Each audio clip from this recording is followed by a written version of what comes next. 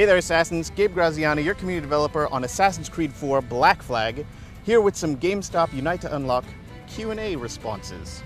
Let's get right to the first question, shall we? It comes from a gentleman named Curtis Kiefner, who asks, do you feel AC4 is a truly next generation game, or is it hindered by current generation development?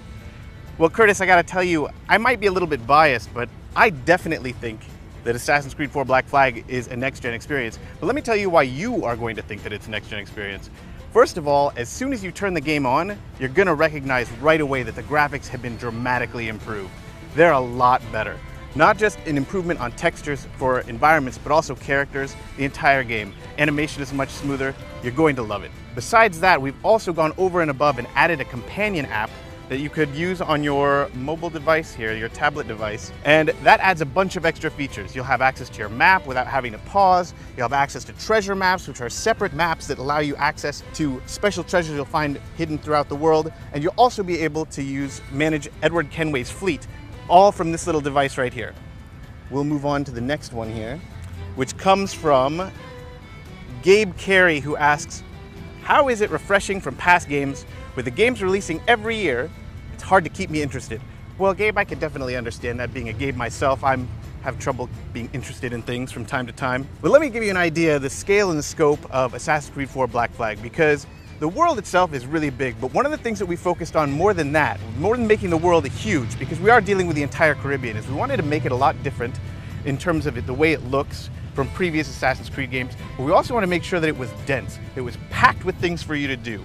There's tons of stuff in the world for you to do. As big as it is, we filled it with so many different activities, and they're brand new activities, from hunting on the ocean to pirate attacks and boarding. We have tons of new stuff for you to do in the game, not to mention the kind of stuff that you're familiar with from previous Assassin's games like temple running and things like that. You'll be able to find temples and caves, and there's just tons of stuff to do. I think you're going to find yourself pretty interested in the entire game, Gabe.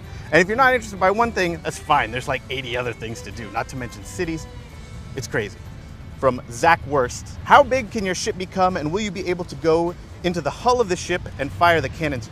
Well, Zach, I think actually that's a little bit of a misleading question, because the Jackdaw maintains its size for most of the time, but what's important is that you'll be able to upgrade the Jackdaw and customize it so that it's actually your own vessel. You can upgrade the ship to add more cannons, and you can add different types of ammunition, from chain shot to hot shot to heavy shot, tons of different things. You can customize the sails, you can customize the figurehead on the prow of the ship, and you can also definitely fire cannons. Every time you board a ship, in fact, you'll have that option to man a deck gun yourself and take out some of the crew on your opposing ship. Christopher Evans asks, will this game have an Assassin's Creed plot instead of trying to be Pirates of the Caribbean? Oh, Christopher. Yeah, I mean, that's the thing that we like the most about Assassin's Creed. We've always said that what we do is we go back and we look through the actual legitimate history of a time and try and pick out the areas of shadow. And during the golden age of piracy, there are tons of areas of shadow for us to weave our own story. Now, one of the things you'll notice with a bunch of other pirate fantasy is that that's exactly what it is. It's pirate fantasy, and that's never been our thing.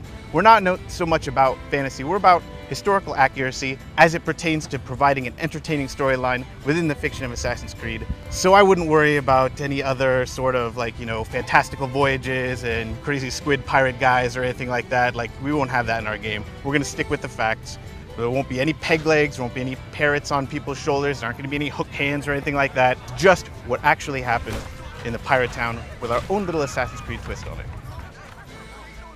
What are the specifics of the combat system in this game? As was a big question after playing AC3, is it going to be like Assassin's Creed Revelations or Assassin's Creed Brotherhood? Oh, Jeffrey, you've played all the games. Or is it going to be like AC3? Or what kind of improvements have been made? There have been a few key changes to the combat system. You might remember from Assassin's Creed 3 that Connor was a dual weapon specialist. We're bringing that back for Edward. He definitely fights equally as well with both hands. We've also added some non-lethal combat tactics as well to help you out with stealth, like the blow dart gun, which can shoot darts that either put people to sleep, or they can also cause what we call a berserk dart that makes enemies go crazy and fight anyone nearby. In addition to that, we also have a free aim that we've added to the game. While Edward has his musket pistols, He can free aim to make that a little bit easier for you. You can choose to shoot at what you like. In addition to that, like so many pirates before him, Edward carries 4 pistols, which allows you to get off 4 shots without ever having to reload. He'll just pop, pop, pop, pop, just drop the pistols as he goes. So yeah, there have been significant improvements to combat. Well, this is actually 2 questions in one. We've got Isaiah Hinton, who asks, sharks! And Tyler Brandenburg, who says, can we fight sharks?